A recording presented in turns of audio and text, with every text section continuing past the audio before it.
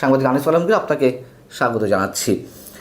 শুরুতেই যে বিষয়গুলো বলছিলাম সে সম্পর্কে আপনার প্রতিক্রিয়া একটু জানতে চাই। শেখ হাসিনার বিরুদ্ধে যে মামলা হবে না সেটা তো আমরা বলতে পারি না যে কেন তার বিরুদ্ধে মামলা হলো। মামলা তো অবশ্যই হতে হবে যদি তার এভিডেন্স থাকে। কিন্তু হাস্যকর লেগেছে যে এটা বোধহয় পাবলিকলি না করলে বোধহয় এত হাস্যকর লাগতো না। যেখানে এই আদালতে অভিযোগ আনা হয়েছে শেখ হাসিনা আপনার মেট্রো রেলে আগুন দেওয়া, তারপর বিভিন্ন টেলিভিশনে আগুন ভবন। দেওয়া, সড়ক ভবনে আগুন দেওয়া, আমি জানি আরো লিস্ট আরো বড় ছিল। তো সেগুলোর কার্যক্রম তিনি নাকি নির্দেশ দিয়েছেন। অথচ তিনি সেই সময় জুলাই আন্দোলনের সময় এগুলোকে নিয়ে জনতার সামনে এসে কথা বলেছেন এবং এগুলোকে নিয়ে আমরা অনেকে ট্রল করেছি, নাটক কম করো প্রিয়, মানে। এবং উনি যে স্বজন হারানোর বেদনার সেই যে কাহিনী সবসময় বলেন, সেটাকেও তিনি এখানে রিলেট করেছিলেন, সেটা নিয়ে অনেক ট্রল করা হয়েছে সোশ্যাল মিডিয়ায়। তো আজকে ওই ঘটনার প্রেক্ষিতে ওই ঘটনাগুলো যদি শেখ হাসিনাকে দায়ী করা হয়, তার মানে কি জুলাই বিপ্লব কি শেখ হাসিনা করেছিল? শেখ হাসিনাই চেয়েছিল কি জুলাই বিপ্লব হোক, এবং এর মধ্যে তো এভিডেন্স খাড়া হয়ে গেছে। আমি দেখলাম আওয়ামী লীগের তরফ থেকেও প্রচার করা হচ্ছে, ও আওয়ামী লীগের তরফ থেকে নয়, যে যে কেউ প্রচার করতে পারে সেটা, যে দুইজন ছাত্র নেতা অলরেডি স্টেটমেন্ট দিয়েছে যে আমরাই তো এইগুলাকে ভেঙেছিলাম, আমরাই আগুন দিয়েছিলাম। একজন বলেছে আমি পুলিশ হত্যা করেছি বা পুলিশকে আক্রমণ করেছি। এখন শেখ হাসিনা যদি আসে, আর রাষ্ট্রীয় আইনে তো আমাকে ধরার মতো সুযোগ রয়ে গেছে তার। তো এই সমস্ত জিনিস যখন প্রকাশিত, তখন যদি আপনি এই ধরনের একটা বিচার করতে যান, বিচার তো অবশ্যই করতে পারেন। জুলাইতে তো অনেক হত্যাকাণ্ড ঘটেছে, সেখানে যদি শেখ হাসিনার সংশ্লিষ্টতা থাকে, এবং থাকা অস্বাভাবিকও কিছু না, যেহেতু তিনি রাষ্ট্র ক্ষমতায় ছিলেন, সেইটা বিচার হতে পারে। কিন্তু পার্সিক্যাল বিচার, যেগুলো হাস্যকর বিচার, যেগুলা সাজানো নাটক, এগুলা না করাই আমি মনে করি যে বেটার। কারণ এগুলার মধ্য দিয়ে জনগণের কাছে একটা বার্তা যায় যে এই আমাদের আইন আদালত এগুলোকে আমরা দিনে দিনে হাস্যকর করে ফেলছি। শেখ হাসিনার বিরুদ্ধে অভিযোগ ছিল যে আদালত তাদের নির্দেশে চলতো, সরকারের নির্দেশে চলতো। এখন কি বলবো, এখন তো আদালতের কোনো চরিত্রই নাই। এখন তো আদালত সরকারি ইঙ্গিতে চলে সেটা না, আদালত একটা বিশৃঙ্খল পরিবেশ তৈরি হয়েছে, যেখানে যেভাবে নিয়োগ দেওয়া হয়েছে, যেভাবে নিয়োগ কর্ম চলতেছে, যেভাবে মব চলতেছে আদালতে, এটাকে তো আর উচ্চ আদালতের যে সম্মান, সেটা তো ভুলুণ্ঠিত হয়ে গেছে, তাই না? এটা ক্যামেরা ট্রায়াল না, এটা উল্টোটা পাবলিককে দেখাচ্ছে। এবং এটাই তো প্রথমবারের মতো আহ বাংলাদেশে হলো যে রাষ্ট্রীয় টেলিভিশনে যে বিচার কার্যক্রম চলছে। এটা এক ধরনের ভালোই হলো। দুই ধরনের এটা ক্ষতি আছে। এক ধরনের ক্ষতি হচ্ছে যে মানুষ, আপনি ওই সিনেমাতে যেরকম দেখেন না, বিচার হইতেছে, তারপর পেছনের লোকগুলো চিৎকার দিয়ে ওঠে যে না না এটা অন্যায় হচ্ছে, তাহলে মানে কি দাঁড়ায়, বিচারক তার কার্যক্রম ঠিক মতো করতে পারে না, একটা জনচাপ তার উপর তৈরি হয়। এটা একটা ক্ষতির দিক। আরেকটা ভালো দিক হচ্ছে যে কিছু সচেতন মানুষ তো দেখছে কিরকম মামলা চলতেছে। যদি এগুলো না হতো, অনেকগুলো তো জানতো না যে শেখ হাসিনার বিরুদ্ধে যে অভিযোগগুলো করতেছে, এগুলো তো হাস্যকর অভিযোগ। যে এই যে যে চিফ প্রসিকিউটর যিনি তাজুল ইসলাম, উনি যে করে যাচ্ছেন। আপনার সবচেয়ে এখানে আমাদের তো বড় বিষয় হচ্ছে যে আমরা যে আপনার এই তাজুল ইসলাম ছিল এই কোর্টের রাজাকারদের উকিল, তাই না? তাকে জি। আমরা এই কোর্টের চিফ প্রসিকিউটর বানালাম। এটাই তো রাষ্ট্রপক্ষ একটা আইনজীবী। আইনের বড় ধরনের বরখেলাপ হলো। এটা এই বরখেলাপ খুব শিগগির, মানে খুব নিকটে আমরা দেখলাম। যেমন এটিএম আজহারুল ইসলামের মামলার ক্ষেত্রে আমি পার্সোনালি বলে রাখি, আমি হয়তো যাই শ্রোতা আছে তাদের কাছে আমি মাপ চেয়ে নিচ্ছি যে তাদের দৃষ্টিভঙ্গি যদি অন্যটা হয়। আজহারুল ইসলামকে ব্যক্তিগতভাবে আমার ভালো সম্পর্ক ওনার সাথে, আমি ওনাকে লাইক করি, উনিও আমাকে লাইক করেন। কিন্তু সেটা অন্য একটা বিষয়। এই জায়গায় আমি, উনি যখন মুক্তি পেয়েছেন, আমার ভালোই লাগছে যে দীর্ঘদিন কারাভোগ করেছেন, 12 বছর প্রায়। একটা লোক কারাভোগ করা মানে হচ্ছে যাবজ্জীবন কাটিয়ে এসেছেন। মৃত্যু এখন হওয়া না হওয়া, এটা সব আল্লাহর হাতে। কিন্তু তার যে প্রক্রিয়া উনি বের হয়েছেন, সেটা আমি সমালোচনা করতে যাই। সেটার সমালোচনা করতে যাই এই জন্যই যে উনার, আমাদের যে কোনো মামলা, আপনি যদি একজন আসামি হন, আপনি যদি একজন উকিল দেন, সেই উকিল যতটুকু করে আসে ওইখানে, তারপর হঠাৎ আপনার মনে হলো যে না, এই উকিল আমার উল্টাপাল্টা করতেছে, আমি তাকে সরাই দেব, আপনি আরেকজনকে দিলেন, দিতে পারেন। কিন্তু ওই উকিল আগের যে কার্যক্রম আপনার পক্ষ নিয়ে করেছে সেটা অস্বীকার করতে পারবে না। কারণ এখানে উকিল তো ওই মামলারই করেছে না, আপনার সাথে পার্সোনাল তো কোনো বিষয় না। এখন ওই মামলার উনি উকিল হিসাবে যেটুকু চালিয়েছেন, পরবর্তীতে আপনি যখন চেঞ্জ করলেন, আরেক উকিল এসে বললো যে না, আমার আগের উকিল যা করে গেছে সেগুলো আমি মানি না, মানবো না, তা কিন্তু হবে না। আমি আপনার কথা সূত্র ধরেই বিবিসির সাবেক সাংবাদিক ডেভিড বার্গম্যানের একটা ফেসবুক স্ট্যাটাস আপনি নিশ্চয়ই খেয়াল করেছেন। হুম। যিনি এই মানে মানবতা বিরোধী অপরাধের দায়ে অথবা যুদ্ধাপরাধের দায়ে জামাতের শীর্ষ নেতাদের বিচারিক প্রক্রিয়া নিয়ে আন্তর্জাতিকভাবে প্রশ্ন তুলেছিলেন। তিনি কোনো পার্সোনাল ইন্টারেস্ট থেকে করেছিলেন আমি সেটা বলবো না, অবশ্যই শেখ হাসিনার সময় যুদ্ধাপরাধের দায়ে যে বিচারগুলো হয়েছিল তা কোনো কোনো ক্ষেত্রে বিতর্কিত হয়েছিল। তিনি সেই বিতর্কের জায়গাটি খুব ওপেন কথা বলেছেন আন্তর্জাতিকভাবে। তিনি এখন আজহারুল ইসলামের এই যে খালাসের বিষয়টি নিয়ে আবার প্রশ্ন তুলছেন যে এটি কোনোভাবেই সাপোর্ট করা যায় না। বিচারিক প্রক্রিয়া নিয়ে আমরা প্রশ্ন তুলেছিলাম, আবার যেই বিচারিক প্রক্রিয়া নিয়ে এখন তাদেরকে খালাস দেওয়া হচ্ছে সেটাও যথেষ্ট প্রশ্নবিদ্ধ।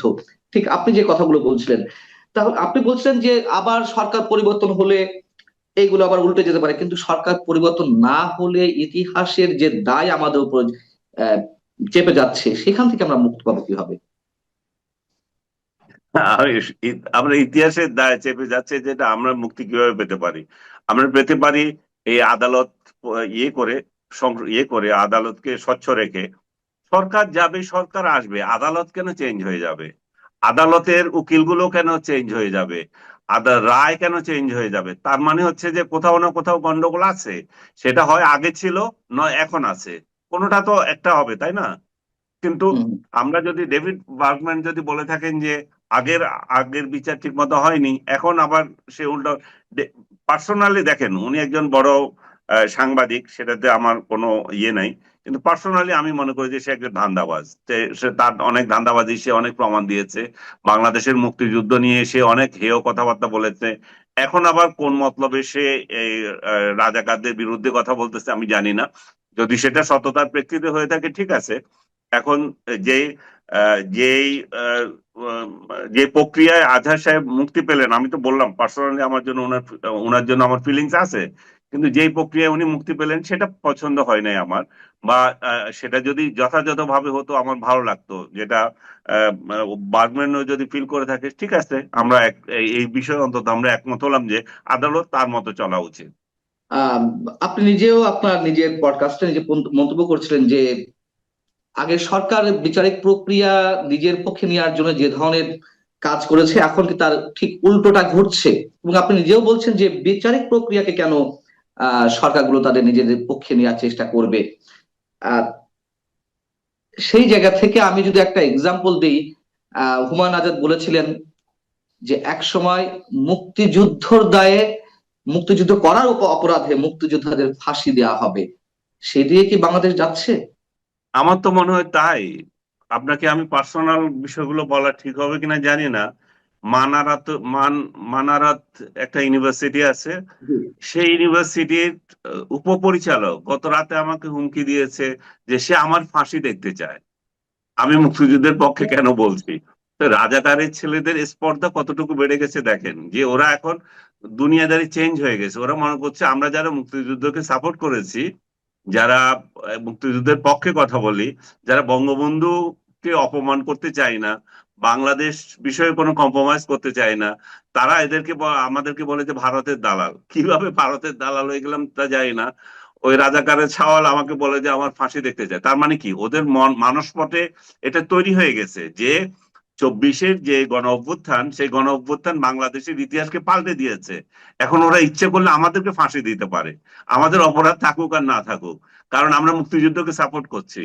তার মানে হচ্ছে যে এখন যারা মুক্তিযোদ্ধা, তারা খুবই অপাঙ্ক্ত ব্যক্তি, তাদেরকে যে কোনো ভাবে যে কোনো কিছু করা যায়, এবং মুক্তিযুদ্ধকে যারা সাপোর্ট করে তাদেরকেও যে কোনো ভাবে অপমান করতে পারে।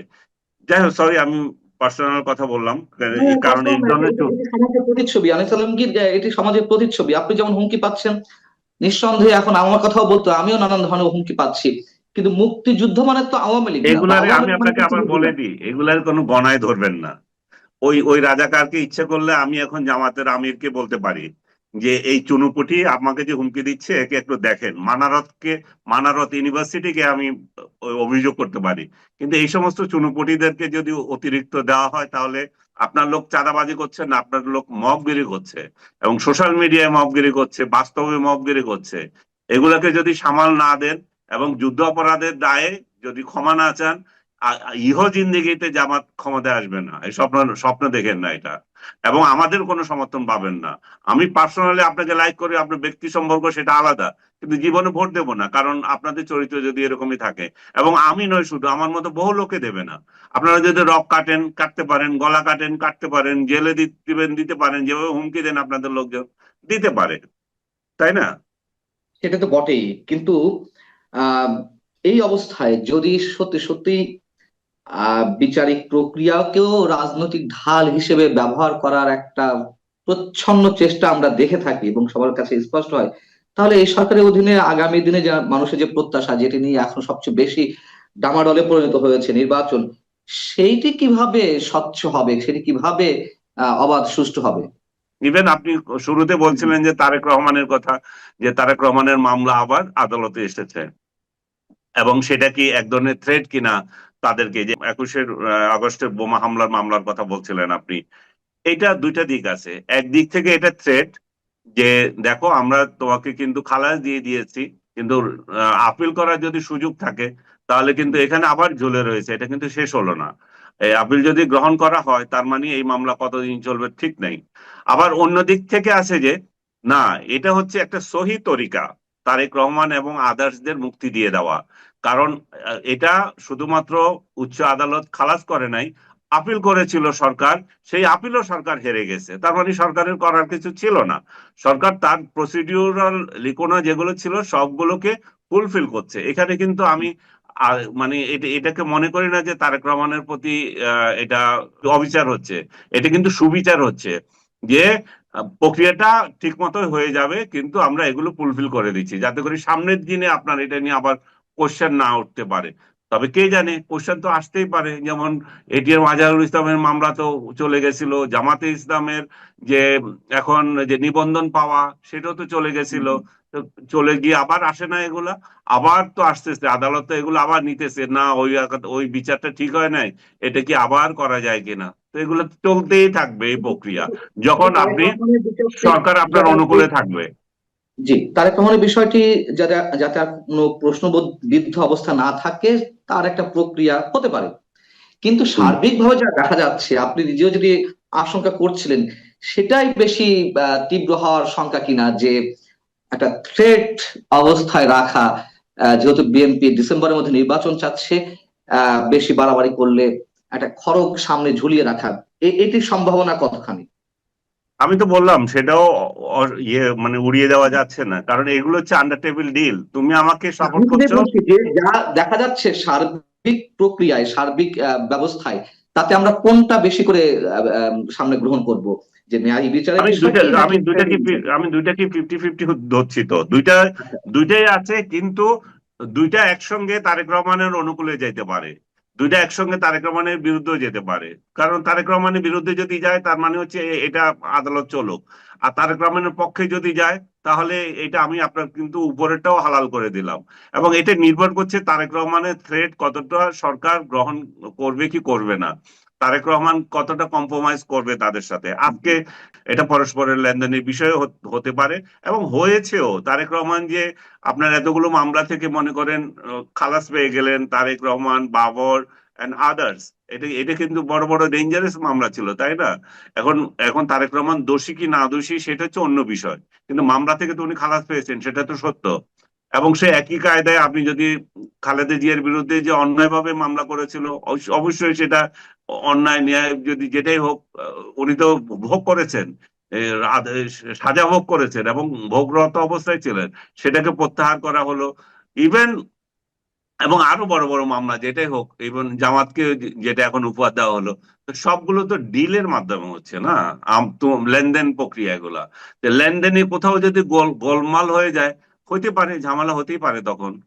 এবং এই আদালতকে তো আবার শুধুমাত্র আমরা যে বিরোধী দলকে উনি কাজে লাগাচ্ছেন সেই জন্য বলছি তা না, আদালতকে তো ডক্টর ইউনূস নিজের কাজেও লাগিয়েছেন, তাই না? নিজের হুম, মামলাগুলো, হুম। নিজের কর্মচারীদের মামলাগুলো সবগুলোই তো উনি প্রত্যাহার করে নিয়েছেন, এবং নিজের একটা ভ্যালিডিটি নিয়েছেন উচ্চ আদালত থেকে, যে উনি কিভাবে ক্ষমতায় থাকবেন। এবং উনি যে কর্ম করছেন আর কত কিছু যে উনি যা করছেন, মানে আমি তো বাংলাদেশের ইতিহাসে এমন কোন সরকার প্রধান দেখি নাই যে নিজের স্বার্থগুলো এত নির্লজ্জভাবে কাভার করছে, এত নির্লজ্জভাবে আদায় করছে। এটাই ইতিহাস লেখা থাকবে ডক্টর ইউনূসের ক্ষেত্রে, যে উনি নিজের স্বার্থগুলো কিভাবে আদালত বলেন, রাষ্ট্রের নির্বাহী আদেশ বলেন, কিভাবে উদ্ধার করছেন। এই যে বিচার হচ্ছে, যে শুরুতেই যে কথা বলছিলেন যে যুগ পাল্টে গেলে কি হয়, তো দেখেন হাসিনা কি ভেবেছিল তার তার বিরুদ্ধে এইভাবে হবে, শেখ হাসিনাকে এই এই আদালতে দাঁড়াতে হবে বা আদালতে তার মামলা উঠবে। সে একই কায়দায় ডক্টর ইউনূস কি ভাবছেন যে উনি সামনের দিন ওনার কিভাবে যাবে? আমরা তো কেউ জানি না ডক্টর ইউনূসের পরিণতি শেখ হাসিনার থেকে আরো 100 গুণ বেটার, মানে বেশি হয় কিনা, তাই না? আম, আপনার কাছে আমার শেষ প্রশ্ন, ডক্টর ইউনূস প্রসঙ্গ যখন নিয়ে আসলেন এবং সাম্প্রতিক সময়ে তার যেই বক্তব্য অনেক বেশি সমালোচিত হচ্ছে, তিনি জাপানে একটি অধিবেশনে বললেন, সম্মেলনে, যে একটি রাজনৈতিক দল শুধুমাত্র চায় ডিসেম্বরের মধ্যে নির্বাচন, আর কেউ চায় না। এটির ব্যাখ্যা প্রধান উপদেষ্টার প্রেস উইং থেকে দেওয়া হয়েছে পরবর্তীতে অনেক বেশি সমালোচিত হওয়ার পরে, যে না, তিনি আসলে বলতে চেয়েছেন বড় রাজনৈতিক দলগুলোর মধ্যে একটি দল শুধুমাত্র ডিসেম্বর নির্বাচন চায়। এটি আপনার কাছে কতটুকু লজিক্যাল মনে হয়, এই ব্যাখ্যাটি?